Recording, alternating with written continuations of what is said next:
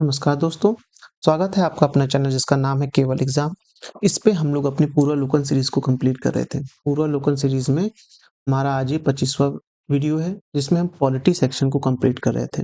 इस सेक्शन में हम क्या देख रहे थे? 24वां वीडियो जो हमारा था इससे पहले वाला, उसमें राज्य की विधानसभा और विधान परिषद के बारे में देख रहे थे। उसमें हमने उसके नोट्स कंप्लीट कर लिए थे पूरे, जो पूर्वावलोकन में दिया हुआ था। इस पूरे नोट्स को हमने कंप्लीट कर लिया था। साथ ही साथ मंत्रिपरिषद भी अपना पढ़ रहे थे और फिर उसके बाद हमने 30 क्वेश्चन तक सॉल्व कर लिया था। क्वेश्चन ज़्यादा होने की वजह से हमने इसको नेक्स्ट वीडियो में कंटिन्यू करने की बात कही थी, तो आज वही इसका 25वां वीडियो है। चलिए प्रारंभ करते हैं, लेकिन उससे पहले अगर आपने अभी तक हमारे चैनल को सब्सक्राइब नहीं किया है तो सब्सक्राइब कर लीजिए। वीडियो पसंद आ रहे हैं तो लाइक कीजिए और अगर आपने कुछ सुझाव देना हो तो कमेंट भी करिए। चलिए प्रारंभ करते हैं। पहले 31वां क्वेश्चन है, राज्य विधानसभा के निर्वाचन का संचालन करता है। कौन करता है? भारत का निर्वाचन आयोग करता है। निम्नलिखित में से कौन एक राज्य के विधानमंडल के किसी सदस्य के निरर्हता से संबंधित किसी प्रश्न का विनिश्चित करने का अंतिम सत्ता होती है? तो होती है राज्यपाल की होती है। विधानसभा के सदस्यों के निरर्हताओं से संबंधित प्रश्न पर अंतिम विनिश्चित करने किसके द्वारा किया जाता है? वह किया जाता है राज्यपाल के द्वारा किया जाता है। यदि किसी राज्य के विधानसभा का अध्यक्ष यानी कि स्पीकर पद त्यागना चाहे तो उसे उसका उसका त्यागपत्र देना होगा।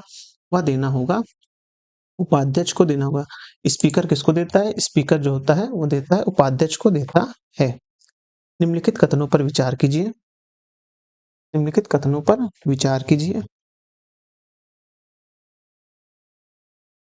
विधानसभा का या कि अध्यक्ष यदि विधानसभा का या कि सदस्य नहीं रहता है या रहती है तो उसका पद रिक्त कर देना या देगी। हाँ, दूसरा है, जब कभी विधानसभा का विघटन किया जाता है तो अध्यक्ष अपने पद को तुरंत रिक्त कर देता है। तो इसमें कौन वाला ऑप्शन सही है? तो पहला वाला ऑप्शन सही है।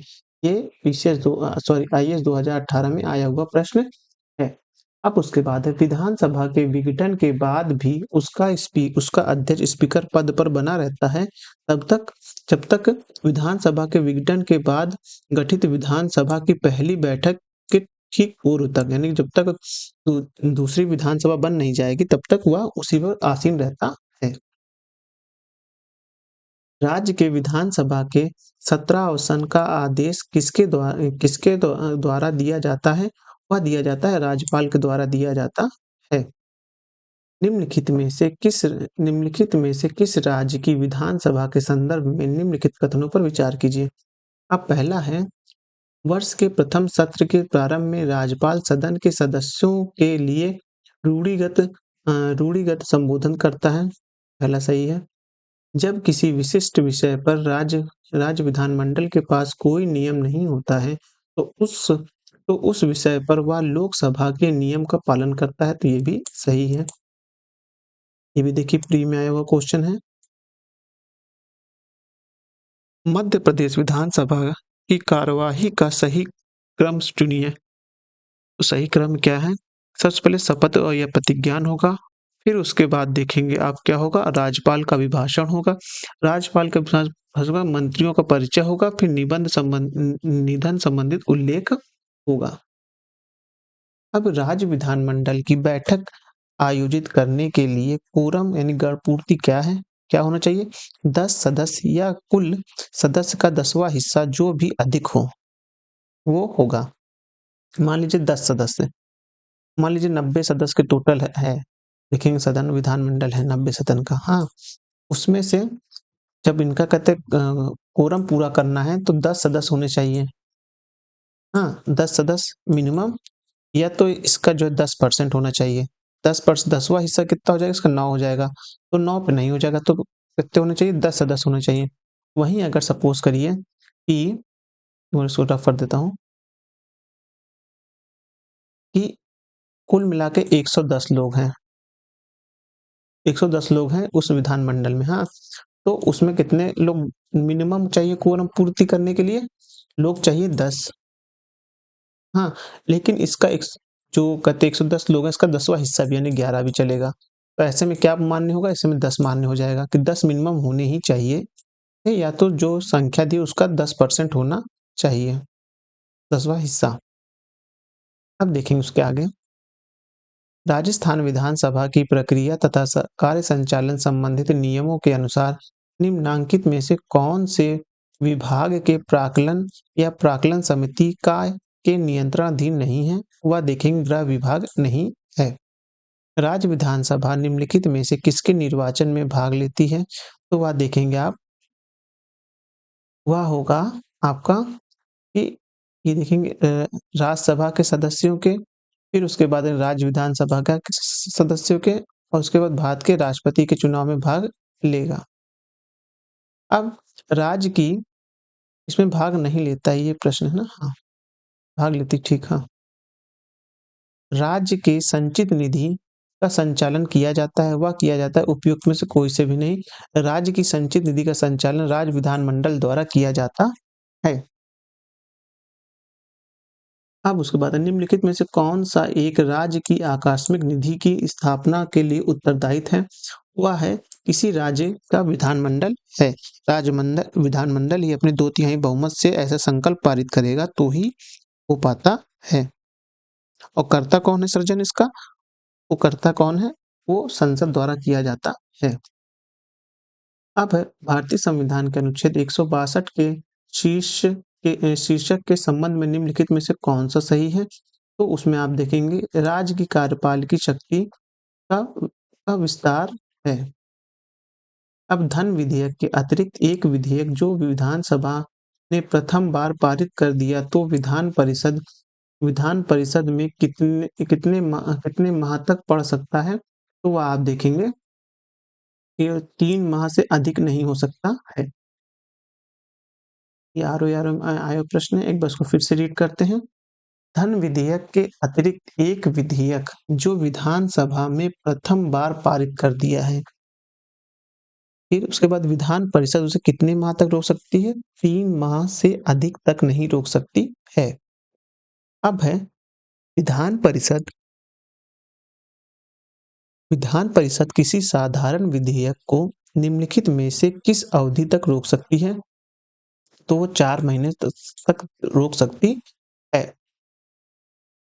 पहले 3 माह तक था, फिर इसको 1 माह और बढ़ा दिया गया, कुल मिलाकर पहले 3 माह तक, फिर उसको भेजेगी, फिर 1 माह तक और बढ़ा सकती, और धन विधेयक को मात्र 14 दिन तक अवधि में लौटाना रहता है। अब देखेंगे, एक मिनट।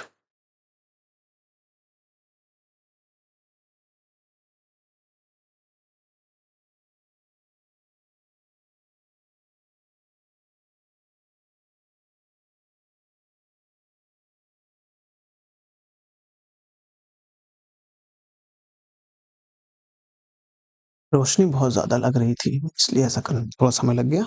चलिए देखते हैं फिर से आगे। प्रश्न जो बोल रहा है कि राज्य में धन विधेयक यानी मनी बिल प्रस्तुत किया जाता है, तो वह किया जाता है केवल विधानसभा में, जैसे केंद्र में देखेंगे केवल लोकसभा में, वैसे ही यहाँ पास भी है। यदि बजट विधानसभा में पुनर्स्थापित होने के पूर्व खुल जाए तो क्या होगा? ऐसे में क्या होगा? वित्त मंत्री को अपना त्यागपत्र देना होता है। इसलिए बहुत सीक्रेट तरीके से बजट बनाया जाता है। राज्य विधानसभा में कोई भी धन विधेयक पुनर्स्थापित नहीं किया जा सकता बगैर राज्य के राज्यपाल की संतुष्टि के आधार पर, के बगैर नहीं किया जा सकता है। भारत के संविधान के निम्न अनुच्छेदों के अनुसार राज्य के राज्यपाल की मुख्य के द्वारा मुख्यमंत्री की नियुक्ति किया जाता है। मुख्यमंत्री की नियुक्ति 164 के माध्यम से की जाती है। इसी राज्य के मुख्यमंत्री से संबंधित निम्नलिखित कथनों में से कौन सा एक सही नहीं है? पूछ रहा है, तो सही नहीं है। राज्यपाल मुख्यमंत्री की सलाह पर अपने समस्त कृत्यों का प्रयोग करता है, तो यह सही नहीं है। वह मुख्यमंत्री नहीं, वो मंत्रिपरिषद की सलाह पर करेगा। अब है राज्य में मुख्यमंत्री सहित मंत्रिपरिषद में मंत्रियों की न्यूनतम संख्या क्या हो सकती है? तो हो सकती है वह 12 हो सकती है। 12 या तो ये हो सकती है, या तो मिनिमम 15% होना चाहिए। देखिए मुख्यमंत्री सहित संख्या 12 कम से कम नहीं होनी चाहिए, यानी मिनिमम 12 हो संख्या में, या जितने उसके मंत्री हों, जितने विधानसभा में जितने सदस्य हैं, उनका 15% होगी। इसको रफ कर देते हैं, टिक मार देते हैं बस। 12 ये इंपॉर्टेंट क्वेश्चन है, याद रखिएगा कि प्री 2020 में यूपी पीसीएस प्री में पूछा हुआ क्वेश्चन है, ध्यान रखना है आपको। हाँ, अब है मुख्यमंत्री से संबंधित निम्नलिखित कथनों में से कौन सा एक सही नहीं है? तो वह सही नहीं है, वह साधारणतः राज्यपाल द्वारा चयनित होता है, नहीं राज्यपाल द्वारा चयनित नहीं होता है, और राज्यपाल द्वारा नामित होता नियुक्त किया जाता, मुख्यमंत्री राज्यपाल द्वारा नियुक्त किया जाता है। बिना विधानसभा का सदस्य निर्वाचित हुए कोई मंत्री किस समय तक अपना पद पर बना रह सकता है? वह है 6 महीने तक रह सकता है। अब है 56वां प्रश्न है, निम्नलिखित कथनों पर विचार कीजिए, और आईएएस प्री में 2020 में आया हुआ है, देख लेते हैं। भारत के संविधान के अनुसार कोई भी ऐसा व्यक्ति जो मतदान के लिए योग्य है, किसी राज्य में 6 माह के लिए मंत्री बनाया जा सकता है, तब भी जबकि वह उस राज्य का विधान का सदस्य नहीं है।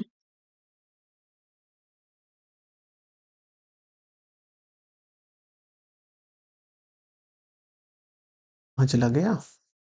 हाँ, ये हो गया था। अब लोक प्रतिनिधित्व अधिनियम 1951 के अनुसार कोई भी ऐसा व्यक्ति जो दंडिक अपराध के अंतर्गत दोषी पाया गया है और जिसे 5 वर्ष के लिए कारावास का दंड दिया गया है, चुनाव लड़ने के लिए स्थायी तौर पर निहत हो जाएगा, भले ही वह कारावास से मुक्त हो चुका हो। तो देखेंगे इसमें दोनों ही ऑप्शन गलत हैं। इसका एक्सप्लेनेशन देख लेते हैं। भारतीय संविधान के अनुच्छेद 164 के प्रावधान के तहत कोई व्यक्ति राज्य विधानमंडल का सदस्य होने होने ना होने पर भी 6 माह की अवधि के लिए मंत्री बनाया जा सकता है। साथ ही अनुच्छेद 173 के अनुसार कोई भी व्यक्ति किसी राज्य की विधानमंडल के किसी स्थान को भरने के लिए चुने जाने के लिए सभी आहरित होगा जब वह भारत का नागरिक होगा, तथा निर्वाचन आयोग द्वारा इस नियमित प्राधिकृत किसी व्यक्ति के समक्ष तीसरी अनुसूची में दिए गए उद्देश्यों के लिए दिए गए प्रारूपों के अनुसार शपथ लेकर हस्ताक्षर करता है। वह विधानसभा के साथ वह विधानसभा के स्थान के लिए कम से कम 25 वर्ष की आयु का और विधान परिषद के स्थान के लिए कम से कम 30 वर्ष का आयु का होना चाहिए। उसके पास कोई ऐसी अन्य योग्यताएं हो जो इस उद्देश्य से संसद द्वारा बनाई गई किसी विधि द्वारा या उसके अधीन विहित की जाए। संविधान के अनुच्छेद 326 के अंतर्गत 18 वर्ष या उससे अधिक आयु का कोई भी व्यक्ति लोकसभा या राज्य विधानसभा के निर्वाचन में मतदान कर सकता है, परंतु विधानमंडल का सदस्य निर्वाचित होने हेतु न्यूनतम आयु सीमा 25 से 30 वर्ष होनी चाहिए, अथवा पहला कथन सही नहीं है। इसमें देखिए, इसमें आयु के बारे में बोला गया था।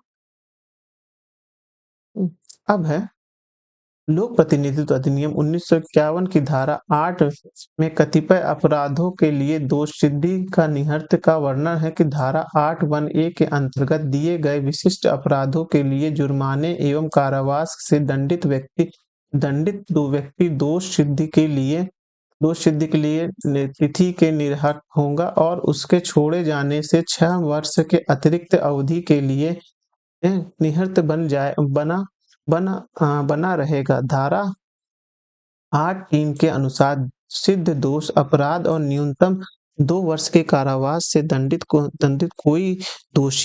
कोई दोष सिद्धि की तिथि से निहित होने और छोड़े जाने के 6 वर्ष, यानी कुल मिला के 8 वर्ष। राहुल गांधी वाला यही केस बन रहा था, आपको याद होगा अभी। 8 वर्ष के अतिरिक्त के लिए निहत बना रहेगा। इसके तहत स्थायी तौर पर निहत्ता किए जाने का प्रावधान नहीं है, इसलिए कथन 2 भी गलत है। अब है राज्य सरकार के मंत्रियों के वेतन एवं भत्ते का निर्धारण किया जाता है, वह किया जाता है राज्य विधानसभा द्वारा।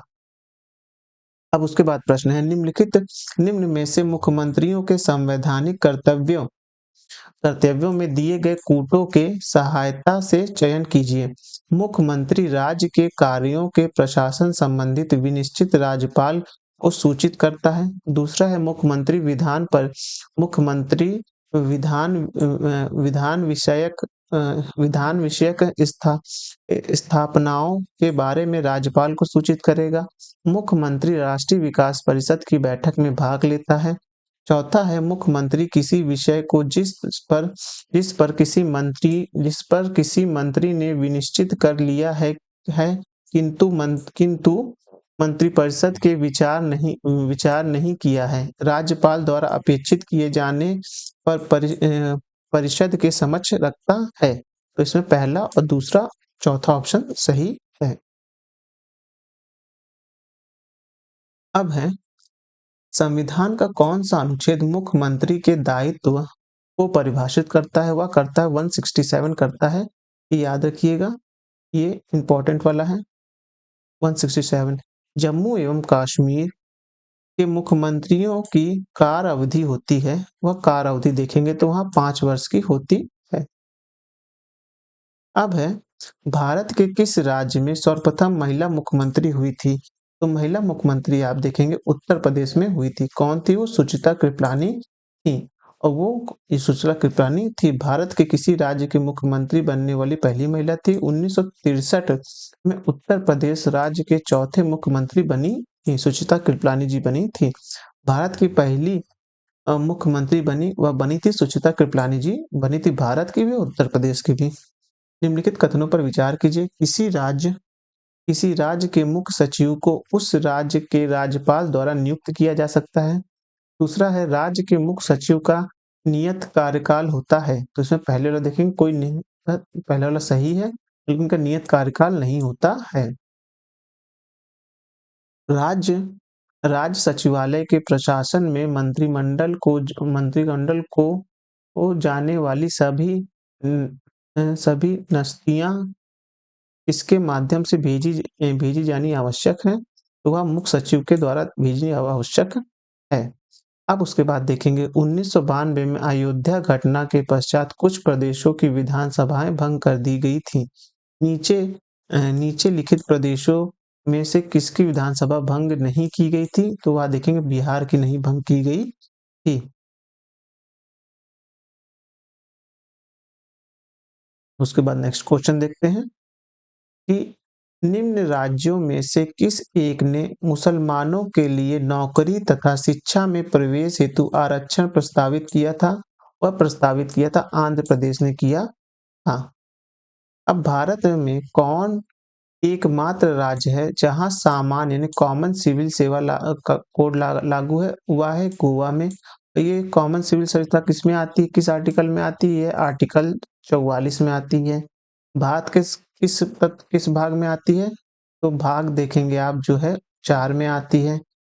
और कि ये भाग 4 किसके बारे में है? भाग है नीति निर्देशक तत्वों के बारे में है। ये थोड़ा अतिरिक्त जानकारी थी। अब इसके बाद अगला जो हम देखेंगे उच्च न्यायालय एवं अधीनस्थ न्यायालय के बारे में देखेंगे। ये आजकल बहुत ही इंपॉर्टेंट टॉपिक हो गए हैं। अधीनस्थ न्यायालय और उच्च न्यायालय से ज्यादा क्वेश्चन बनने लगे हैं। तो इसको हम कब देखेंगे? इसको अपने नेक्स्ट वीडियो में देखेंगे। तब तक के लिए इस वीडियो को रोकते हैं। अगले वीडियो में हम उच्च न्यायालय और अधीनस्थ न्यायालय को देखेंगे। धन्यवाद। लेकिन उससे पहले अगर आपने अभी तक हमारे चैनल को सब्सक्राइब नहीं किया तो सब्सक्राइब कर लीजिए। हम इसमें पॉलिटी के साथ ज्योग्राफी और साइंस की भी पूरा लोकन को कंप्लीट कर रहे हैं। धन्यवाद।